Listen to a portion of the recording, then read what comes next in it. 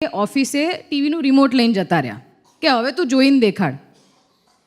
હવે મેં કીધું એ આવું તો ના ચાલે યાર, આવું તમે આવી દાદાગીરી ના કરી શકો. પપ્પા છો પણ એવું થોડી ચાલે કે તમે મને એમ કહો કે આમ કરવાનું ને એમ નહીં કરવાનું. એટલે પછી મેં એવો વિચાર કર્યો કે કોઈક તો તરીકો નીકાળવો પડશે. અને મને ખબર હતી કે અમારા એક બેડરૂમમાં છે ને માળિયામાં એક એવી થેલી છે જેની અંદર બધા જ મેન્યુઅલ્સ છે, જેટલા બી અપ્લાયન્સીસ હતા એના મેન્યુઅલ ને બધું આમાં ઇન્સ્ટ્રક્શન્સ ને બધું છે.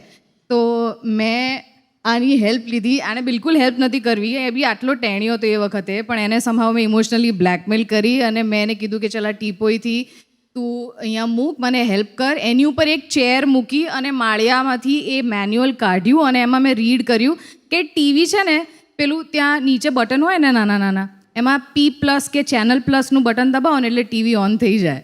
અચ્છા, એના માટે મેન્યુઅલની જરૂર નથી. હા, એટલે મને નહોતી ખબર એ વખતે.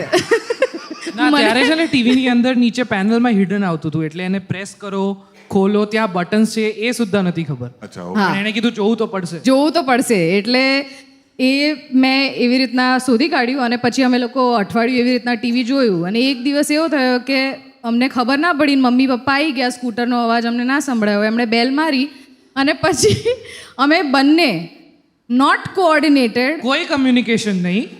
દીદી ગઈ આ બાથરૂમ, હું ગયો આ બાથરૂમ, 5 મિનિટ સુધી ખોલે જ નહીં. બેલ માર્યા કરે છે મમ્મી પપ્પા બહારથી.